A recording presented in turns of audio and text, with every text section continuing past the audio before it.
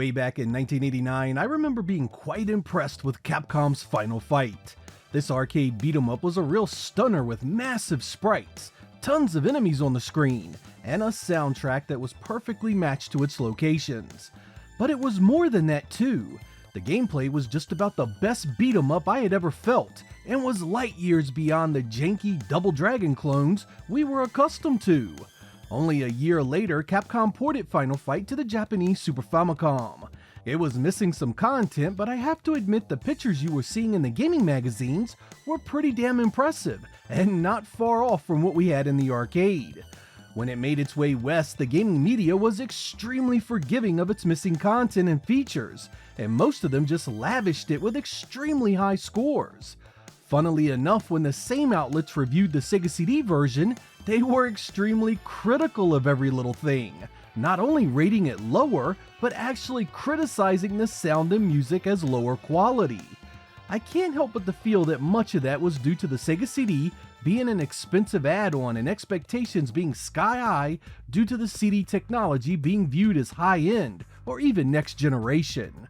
Whatever the reason, the Sega version never seemed to receive the same level of respect. Over the years, the questions would come up time and time again about whether the base Genesis could have done the game and was the Sega CD needed at all to pull it off. Of course, it really didn't matter because Capcom nor Sega were interested in such a port, and as they say, the rest is history. Fast forward 30 years and a programmer by the name of Mauro Xavier took it upon himself to create Final Fight MD on the Genesis from the ground up without any original source code. This is not a hack of the Sega CD game. It is a completely independent project, so let's take a look. The story in the Mega Drive edition opens up with the uncensored cinematic of the mayor getting a call that his daughter has been kidnapped by the Mad Gear Gang. The Sega CD did this scene well already, so it's no surprise the new Mega Drive game follows suit. You can also hear the music between the arcade and the Mega Drive being pretty similar in quality. The CPS board that did this originally uses an FM chip, so the Genesis actually captures it well. Here, have a listen for yourselves.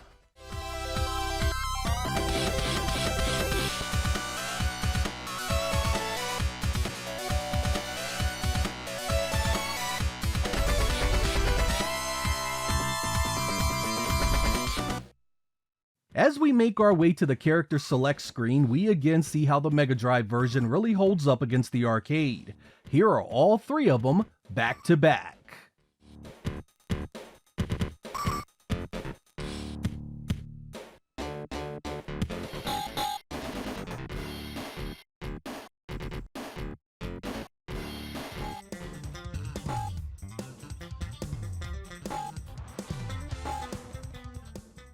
Stage 1 begins with stunningly accurate color, sprite size, backgrounds, and animation. It would not be difficult to confuse this with the arcade at first glance. In fact, here is the arcade for the same area. The Genesis recreates it with impressive accuracy. I am especially taken with the separation of color. Everything here really nails the look of the original and comes off a bit less dithered than the Sega CD visuals. The second area of the first level is the warehouse, which usually is a source of sprite flicker because of the larger sprites and the addition of barrels and weapons. The Genesis game does have some sprite flicker here, but it's fast and usually just small pieces that are easily hidden by fallen enemies. As we make our way out to face the boss of Stage 1, I am happy to see his sprite is as large and as imposing as before. Even with multiple enemies around you, you rarely see any flicker at all, and the AI fights really closely to what you know so well. The amount of damage the enemy takes from grabs and throws seems a little different, but otherwise the entire gameplay trek so far feels just like Final Fight. Even the music and voice work, perhaps the most worrisome aspect of this translation, sounds impressively accurate. The speech in particular doesn't seem to have that scratchiness usually heard with Capcom Sega games. In this game, it's almost perfect.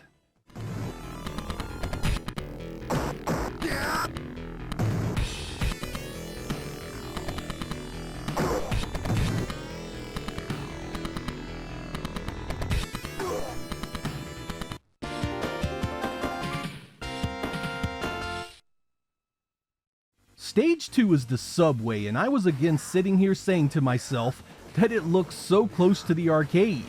Color is again coming off better than it did in the Sega CD, and scores of enemies fill the screen. I did run into a barrel that glitched out during one of my play sessions, but it did not repeat itself after that.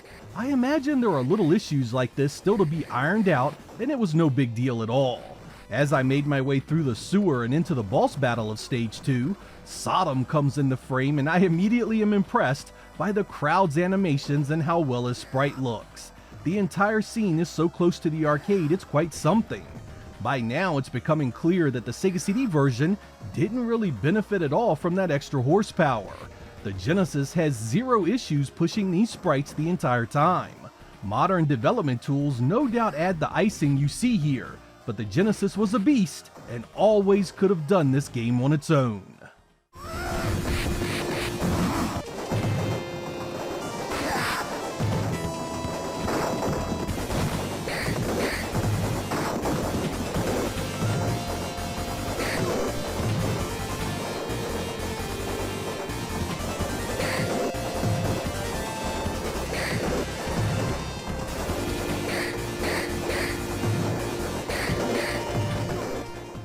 Stage 3 is the best use of color yet. Everything here looks better than it did on the Sega CD and is really close to the arcade. This is particularly true once you get inside the bar and see the patrons and the surrounding details. Falling into the Andor pit yielded me the typical ass whooping with those bullshit grabs, but you can't fault the game for that. The arcade did it too. The Eddie E battle again shows us a scene where the Mega Drive color is so much better than it was done on the Sega CD port. It really is a big improvement. Eddie seems to grab you easier here, so you can take a ton of damage very quickly. Bits of sprite flicker appear here and there, but again, it's mostly when enemies fall and tends to be very quick. It's a worthy trade-off for so many enemies on the screen, however. I'd like to stress again the music and sound effects are nothing short of brilliant.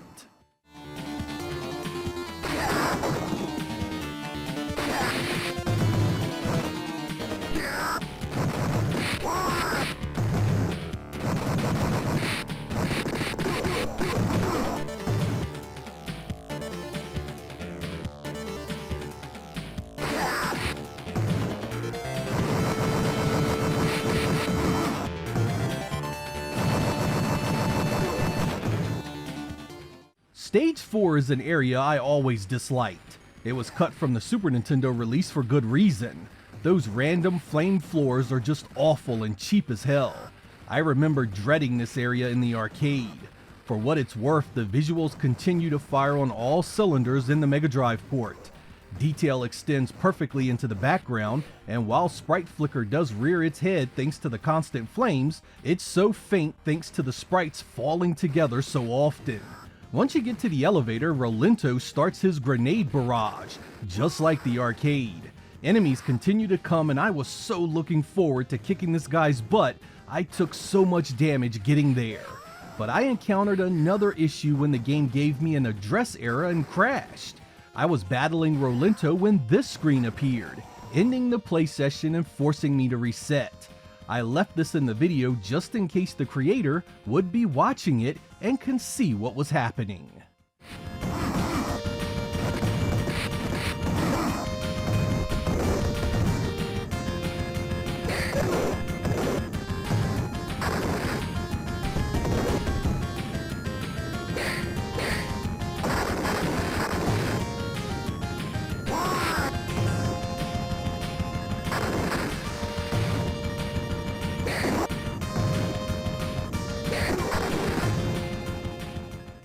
Stage 5 is where development currently is finished on the Mega Drive release. As you can see here, so far the work is again spot on. This stage didn't have any subsections and was just one long run until you got to the boss. So many enemies on screen, such nice use of color, great separation in the background. Hell man, if development stopped right here, I don't think anyone could really complain. But we have another stage to go, and I hear the developer is hard at work to get it finished.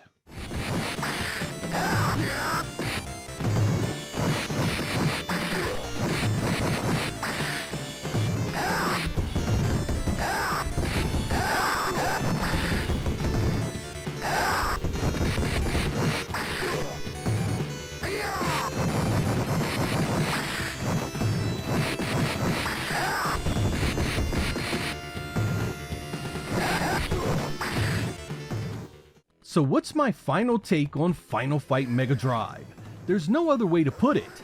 It's an absolute triumph. The backgrounds, characters, color, animation, sound, music, and gameplay all do the arcade original proud, and really gives the Sega CD port a run for its money and overall appeal.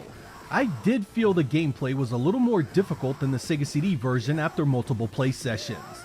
I found throws and grapples did not do the same amount of damage in the Mega Drive edition.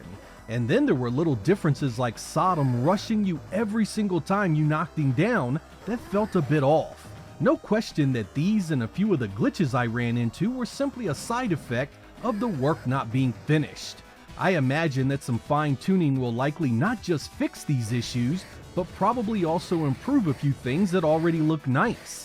This work is shaping up to be one of the finest homebrew efforts I've ever seen.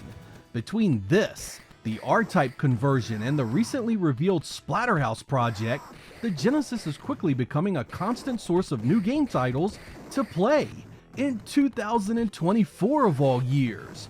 For those of you interested in this, I'm going to put links in the description for the creator's Patreon and links to a publicly available demo.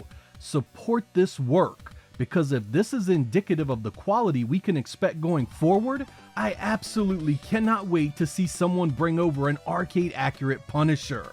I know the Genesis can do a hell of a lot better than we originally received. I'm Sega Lord X. Thank you guys for watching, and I will catch you next time.